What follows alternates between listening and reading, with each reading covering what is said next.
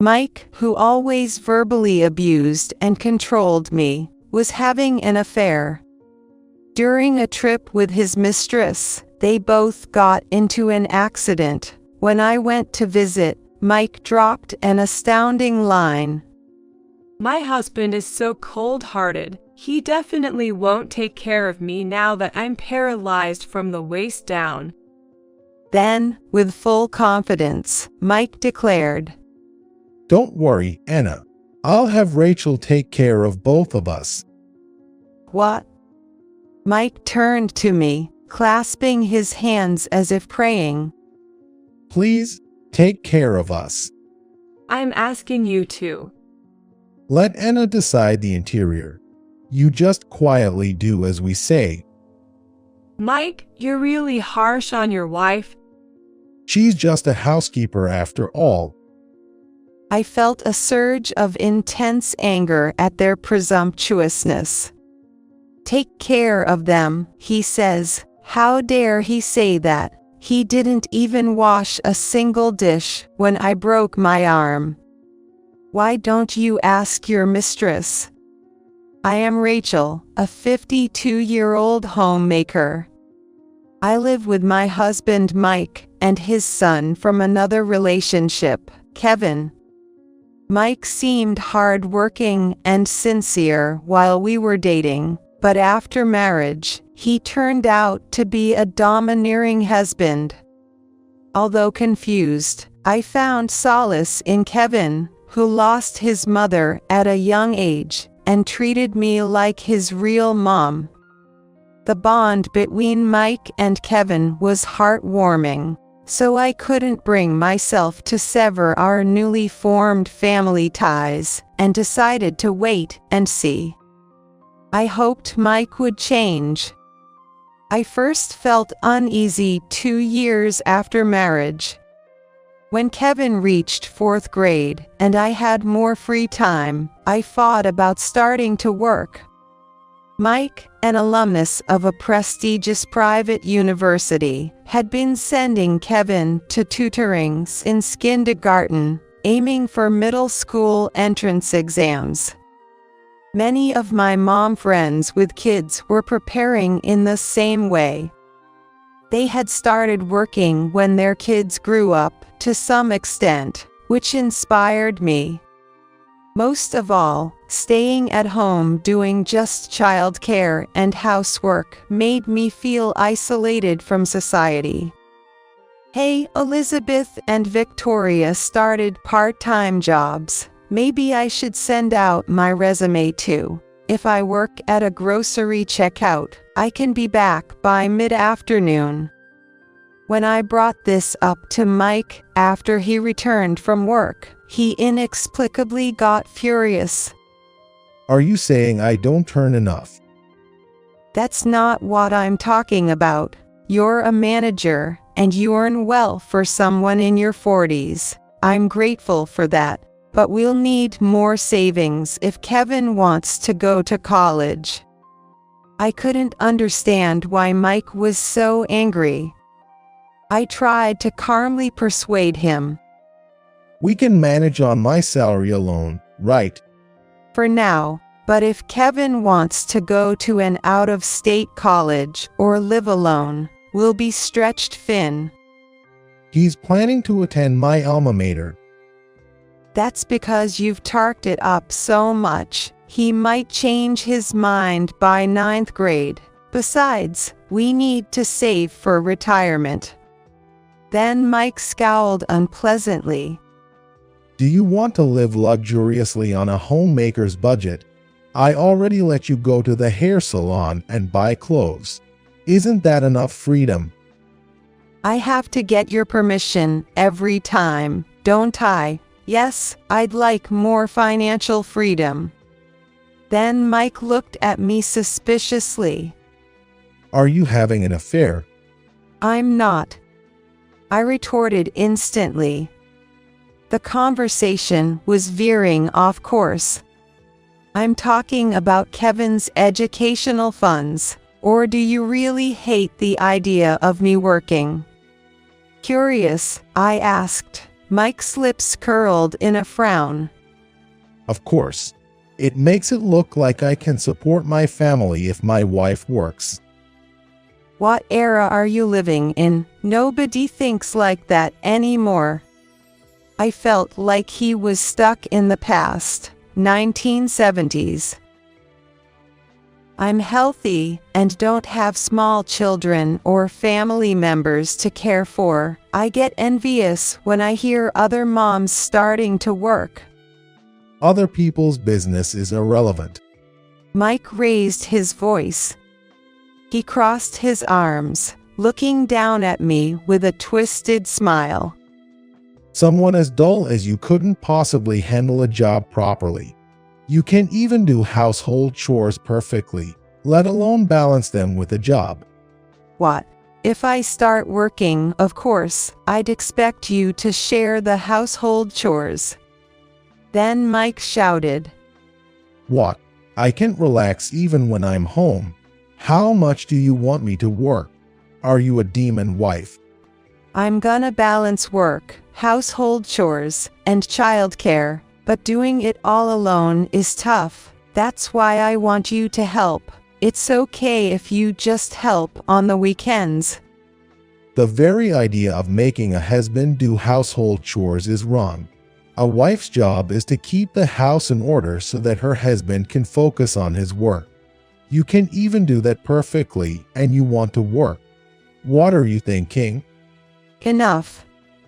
Feeling fed up, I ended the conversation. Working outside seemed like an impossible dream. I gave up on convincing Mike and continued as a homemaker, dedicating myself to household chores and childcare. Years later, while cycling to the nearby grocery store, I swerved to avoid a cat at a corner and crashed into a lamppost. Pain shot through my right arm, so instead of shopping, I went to an orthopedic clinic and found out I had a broken arm with a month-long recovery. Kevin, who was already in his senior year of high school, looked concerned when he saw my condition. Ouch, that looks painful. I'll help with the chores as much as I can. You shouldn't overdo it, Mom. Thank you, Kevin. That helps a lot. However, Mike's reaction was unexpectedly awful. He looked at my cast with annoyance and blurted out, You can still make my lunch, right? I'm sorry, but I can't use a knife with my dominant arm injured. Could you buy your own lunch for a while? Breakfast will be instant soup too for a while. Then, Mike got furiously red-faced. A housewife you can clean or cook. If you can take care of your husband, you're useless. I won't support a freeloader. But the doctor said I shouldn't move it too much. Sorry, can you bear with it for just a month? Trying to sound apologetic, he finally calmed down. Huff, can't kick out an injured person, I guess. Be grateful for my kindness in keeping such a useless burden around. I was appalled by his arrogant tone, but I just smiled thinly and swallowed any retort.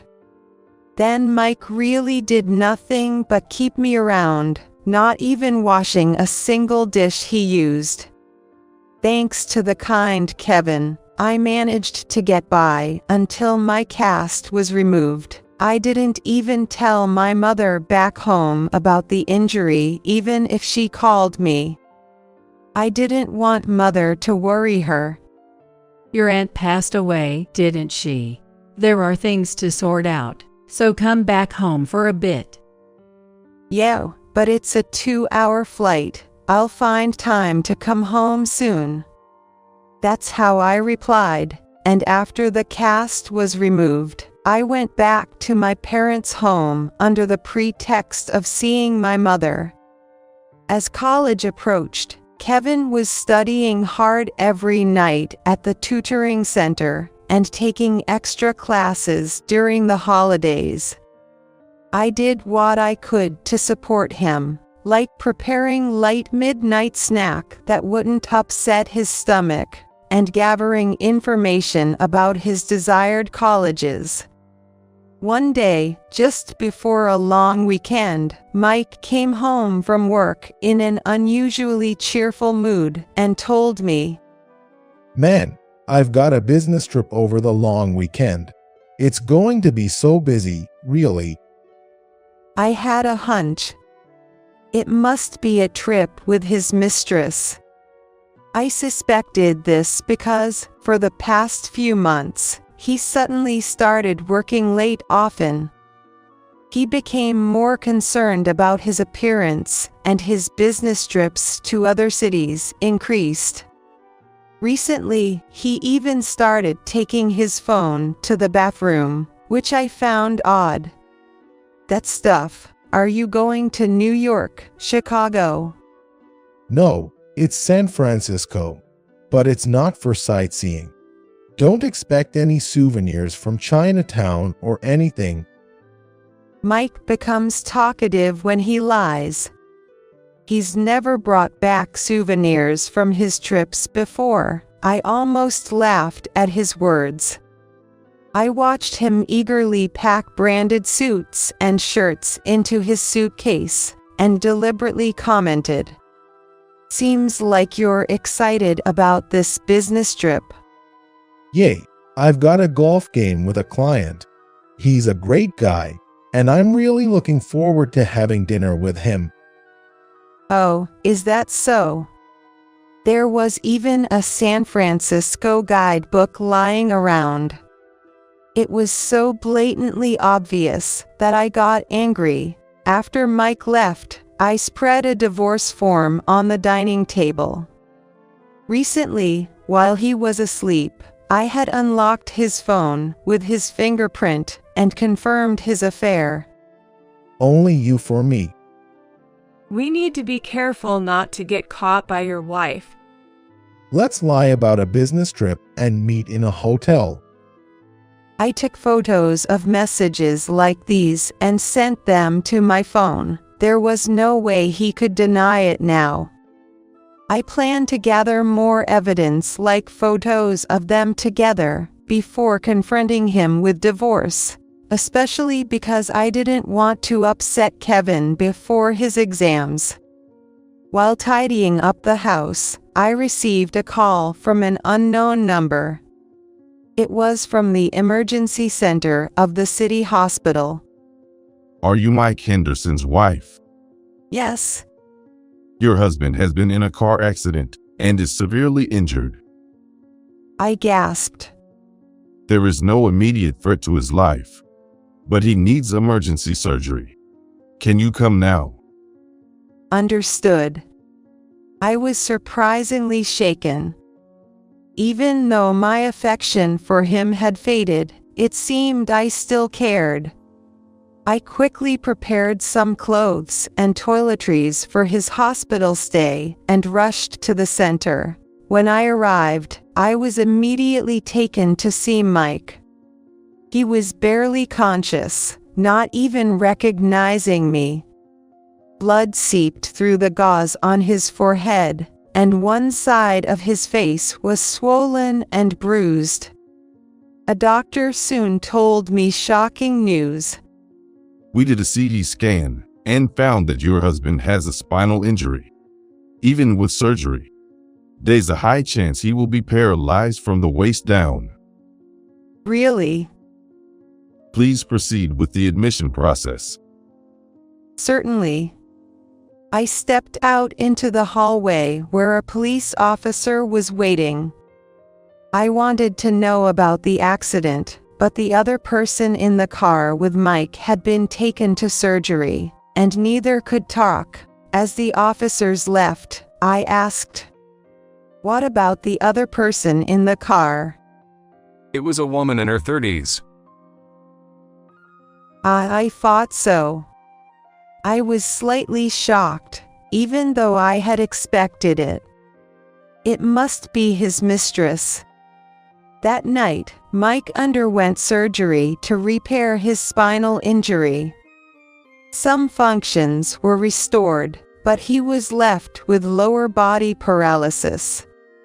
I took care of the admission and surgery procedures, but couldn't bring myself to visit him afterward, asking Kevin instead. However, there was a day Kevin couldn't go, and only on that day, I packed Mike's clothes in a bag and went to the hospital. When I saw Mike for the first time in a month, he seemed surprisingly upbeat. I was shocked as I thought he would be distressed about his paralysis. He had started rehabilitation, and if things continued well, he could be discharged next month. That meant our house needed to be remodeled. Our home, an older house, had steps and narrow hallways, making it inconvenient for wheelchair access. He would get disability benefits, and it was possible for him to work from home. So money wasn't an issue. However, the thought of having to care for Mike weighed heavily on me. With this situation, it felt harder to bring up divorce, like I'd be abandoning an injured person. As I was about to leave after just handing over his clothes, Mike asked me to join him in the conversation room. Thanks for coming. Let me treat you to a coffee as a thank you. That's okay, you don't have to. Don't be shy now. I was puzzled and a bit worried. Was he okay? Did he hit his head and go crazy, offering to buy me coffee? But the mystery cleared up when we went to the lounge. In a deserted room, there was a woman in a wheelchair, just like Mike, waiting for us. Anna, it's been a day. Mike, I've missed you. Being so busy with tests and rehab, hardly got to see you. Seeing Mike act all sweet, I tensed up. Ah, so she's the woman. Indeed, they were in a car accident while out on a date. I watched them hug, leaning forward in their wheelchairs, with a disgusted look in my eyes. What's he thinking, bringing me and his mistress together? Mike, you're so lucky to have a caring son. You'll be in good hands even after you leave the hospital. Anna sighed. My husband's so cold, he'd never take care of me now that I can't use my legs. Then Mike boasted confidently. Don't worry, Anna. I'll have Rachel take care of both of us. What? While Anna and I were surprised, Mike turned to me, pleading with his hands together. Please, take care of us. Got right. Taking care of one or two's the same, isn't it? Anne agreed, mimicking Mike's gesture. Please, Rachel, and hey, while we're at it, make our room cute when you renovate for accessibility. Can't stand living in a tacky room. Yeah, right. Hey, let Anna decide the interior. Rachel, you've got the worst taste. Just listen to what we say. Mike, you're harsh with your wife. Of course, she's just a maid, after all. Their conversation filled me with rage. I thought to myself, take care of you. Who do you think you are? You didn't even wash a dish when I broke my arm. What? Why don't you ask your mistress? I snapped coldly, and they too stared at me in surprise. Come on, what are you saying? She's in a wheelchair too. She can't take care of me. Mike frowned, then had an idea. Aw, my bad. I didn't introduce her properly. Rachel, this is Anna Norris, my boss, Robert's wife. I know. Hi, I'm Anna. Anna greeted me with a sweet, cloying voice. Ma'am, you might be misunderstanding something. I'm just someone he's been giving advice to. Mike nodded along. I'm 17 years older than Anna. No way she's my mistress. She likes older men, right? Your boss is 3 years older than you. Mike was surprised. You know a lot. Well, she seems to like older men, but do I look like the type to mess with my boss's wife? I looked at Mike coldly. Yes, I know very well what kind of person you are. Unaware of my disdain, Mike passionately spun his tall tales. Remember when the boss invited us to golf? I visited his house that time. Since then, I've been talking to her and giving her some advice. That's right. He's so dependable. I end up telling him all sorts of things, like my troubles with other moms. Oh, Rachel, are you jealous? Sorry about that. Anna said that with a sly smile.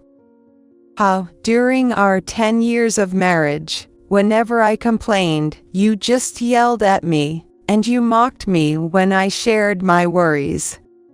Well, that's because your stuff was just too trivial. I didn't think it was worth my time.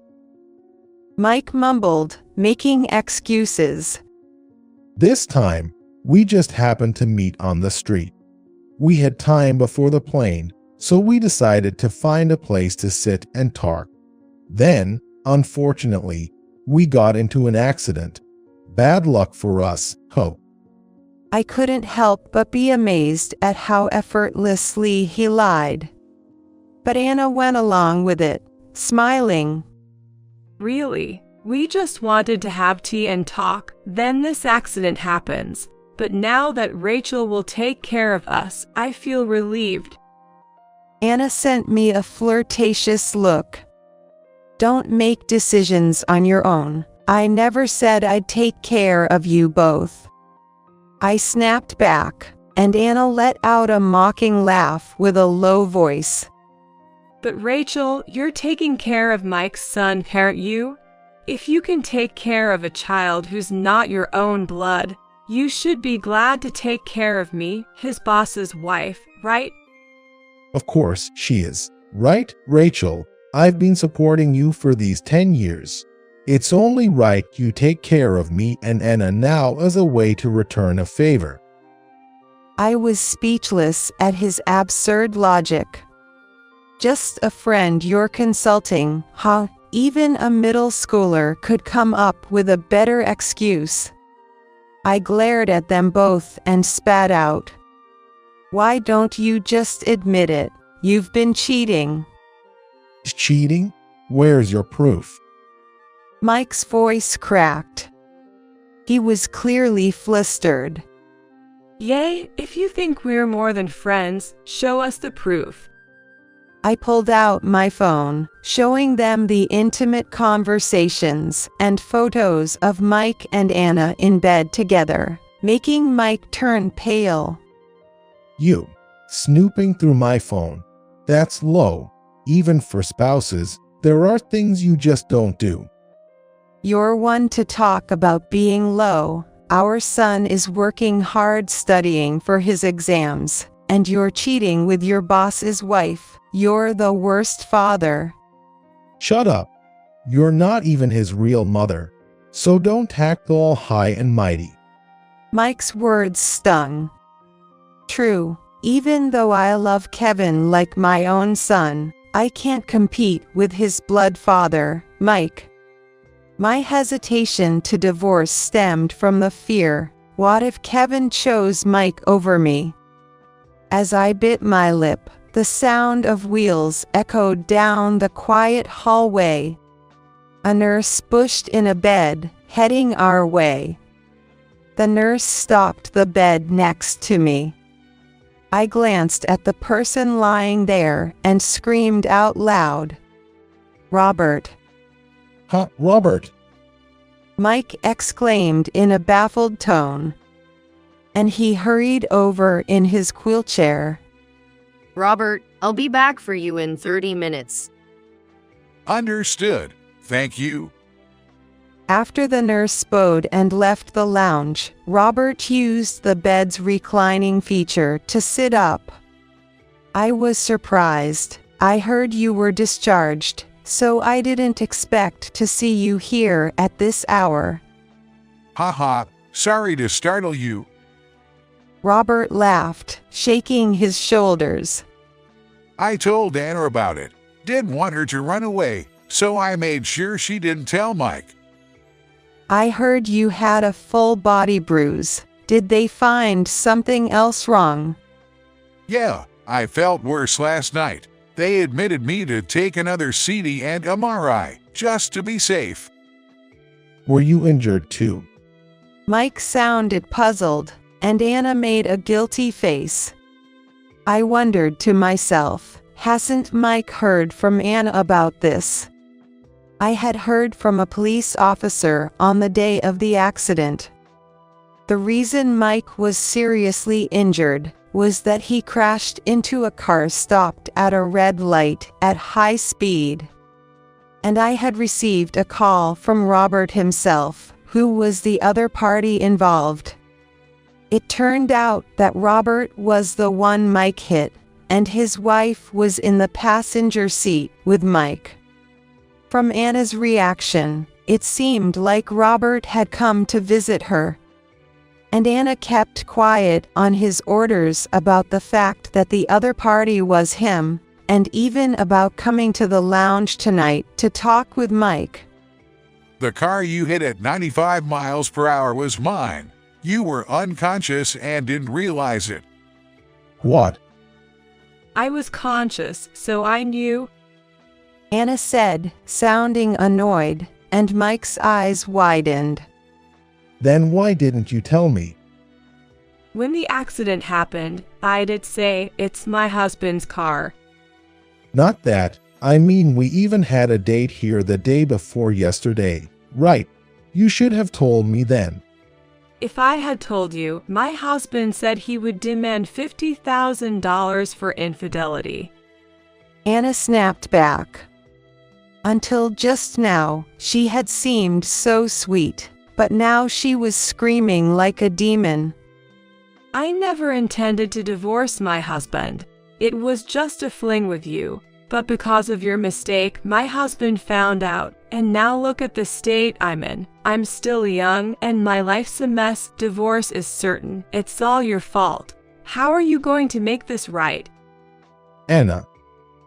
Mike looked at her with fearful eyes. I'm sorry. It's all my fault. So, I'll forgive the alimony as a substitute for divorcing Anna. But of course, I'll be billing you. Pay up the $50,000. Robert said with a wicked smile.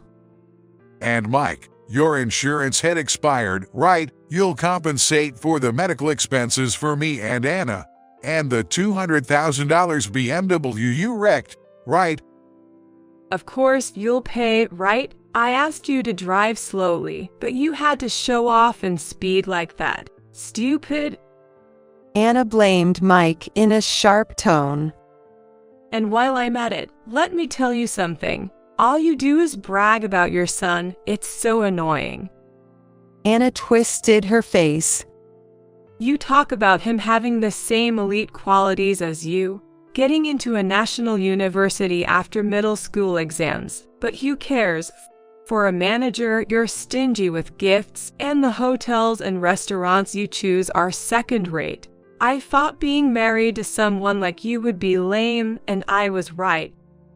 What did you say? I don't want to be lectured by a woman who cheated with him. I quickly retorted. He's just high on himself, thinking I'm so attractive to my boss's wife. It was just about looking cool to any young, pretty woman. That's why you drove recklessly, right? Mike looked down guilt-illy, as if I had hit the nail on the head. If he really cared about you, he would have driven more carefully. And to think you're making me deal with your mistress, too, what a bad joke. Shut up. Mike snapped at me, then hesitantly spoke to Anna. Anna, you're divorcing Robert, right? So, it's no problem if you're with me. He persisted even now. No way. Anna rebuffed him. I'll just rent an apartment after I get discharged and live alone with the help of a caregiver. I never want to see your face again after what you've put me through. She then pointed her finger at me and laughed mockingly. This guy, after all his harsh words to you, is asking you to take care of him. How much is he disrespecting you? You're finished as a person. Pathetic. Hey, Anna. Bye-bye. Don't contact me ever again. With that, Anna confidently maneuvered her wheelchair and returned to her hospital room. Mike, I'll be sending you the bill for the alimony, medical expenses, and car damages after you're discharged. Once the conversation was over, a nurse who had been waiting outside the lounge came in. As Robert's bed was pushed away by the nurse and disappeared around the corner of the hallway, Mike, who had been watching, burst out in anger. Damn that woman. She was head over heels for me, but the moment I became paralyzed, she turned her back on me. He came over in his wheelchair and clung to my arm. You'll take care of me, right? You're my wife, after all. I refuse. I pulled out a divorce paper and a pen from my bag and slammed them on the table. I thought I'd endure it until the exams were over, but I've reached my limit. Sign this right now. Mike's eyes widened. Then he said bitterly, Ha, you're seriously thinking of divorcing me after I've taken care of you for 10 years. This is just too selfish. Who took care of whom, exactly? I retorted. Do you remember what you said when I broke my arm? If you can't take care of your husband, there's no point in you being here. I'm not going to support a freeloader. Be grateful for my kindness in keeping such a useless burden around. Even now, those words sting. I let out all the frustration I'd been holding back for years. You said that and never even washed a single dish you used. And now that you're paralyzed, you expect me to take care of you. Don't joke with me. Mike frowned. Your injury was due to your own carelessness. There's no need for me to cover for you. Well, then, since your injury was due to your own carelessness, I don't need to take care of you either. Fine, I get it. I'll sign the damn thing. Mike scribbled his signature on the divorce paper in frustration. Don't come crying to me later. I'll never remarry you.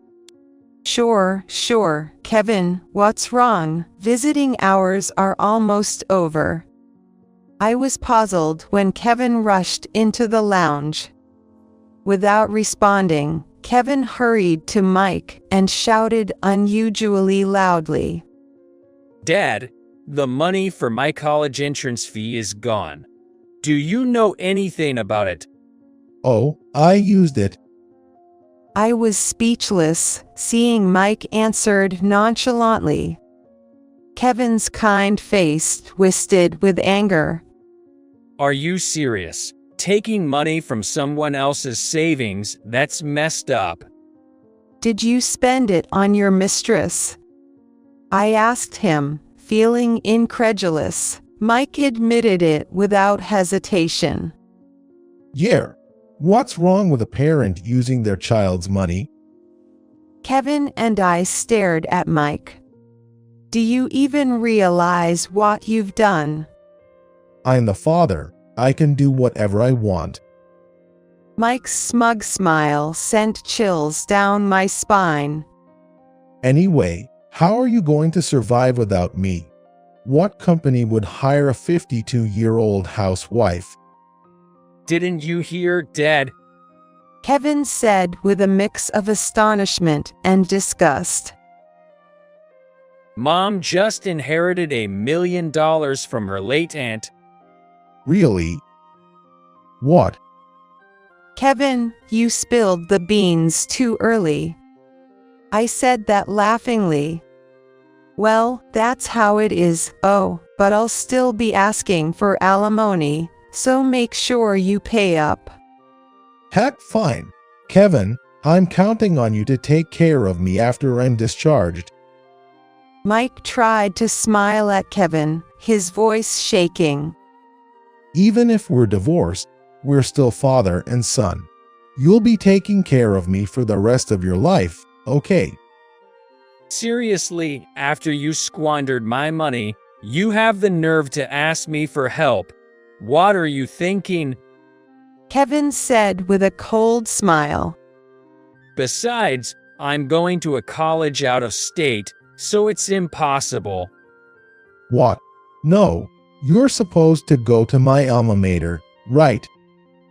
I changed my plans a long time ago. I tried to tell you, but you were too busy working to listen. That's not true, Kevin. He was too busy flirting with his mistress. Oh, right. In the end, family didn't matter to you. That's not true. Mike exclaimed in panic. I've always cared for you guys. Sure, I had an affair and spent our savings on that woman, but you and your mom are what matter most. I worked hard and gave all my salary to Rachel, didn't I? That's the least you could do. Nothing to brag about. Kevin retorted firmly. Since we're at it, I've always hated how you treated Mom, ever since I was a kid. What? Really? Of course, it's better when parents get along. My friends' families all share chores, but at our house, you just bossed everyone around. Mom loved me even though we weren't blood related. I loved her a lot. Then why were you so mean to her? Didn't you marry her because you loved her? I never understood that. Kevin. I saved my part-time earnings instead of spending them, and you just used them up and now expect me to take care of you? After how coldly you've always treated Mom, how can you say that to her? Kevin, did you really think of me that way? Mike stammered. We used to be close, right? You love me more than your non-biological mother, don't you? Even if we are blood related, I won't want a father like you. Mom's enough for me. It might be tough because of your condition, but I don't want anything to do with you anymore. Handle your own problems. You're right, Kevin. He's so lacking in parental awareness. It's poo, even his own son can't stand him anymore. Leaving a dazed Mike in the lounge, Kevin and I went home together, feeling closer than ever. Mike, who had an affair with his boss's wife on a whim, was forced into divorce by me and disowned by Kevin, ending up all alone. Moreover, he had to pay a huge amount of debt for the compensation to his boss, medical expenses, and the car, and repaying Kevin's college fund. After his hospital discharge, Mike went to Robert's house, apologized, and begged to let him continue working at his company. Thanks to Robert's mercy, he wasn't demoted and started working from home. However, the rumor of his affair spread quickly. Whenever he went to the office, he faced whispers and eventually found it too uncomfortable, so he resigned. When Mike, having lost his job, asked his relatives for money, they initially sympathized, but once they found out he had spent Kevin's college savings, they all turned their backs on him. Eventually, his strict brother took him in, determined to set him straight. Meanwhile, Anna, kicked out after the divorce, rented an apartment from a relative and started living alone. She reluctantly began working on her computer and relied on a caregiver during the day, but her twisted personality led to constant conflicts. Refused by many, in the end, only the rudest caregivers would come, and Anna spent her days being scolded and crying. Finally free from Mike, I used the inheritance from my aunt and alimony from Anna to fund Kevin's college education. Using the remainder, I bought a condo and started enjoying living alone. No one to nag me about doing chores perfectly or worry about public image. I even restarted part-time work after 10 years. I'm living busy but fulfilling days. When Mike learned about my life, he sent me an unbelievable message recently. Hey, you must be lonely without me, right? Maybe I should visit you sometime. You've depended on me all this time. You owe me. I blocked him after his relentless messages. He must have asked Kevin for my address.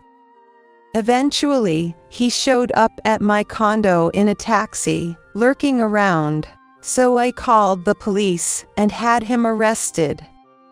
It was just a warning this time, but he was also found loitering around Anna's apartment. When his brother picked him up from the police station, he was furious.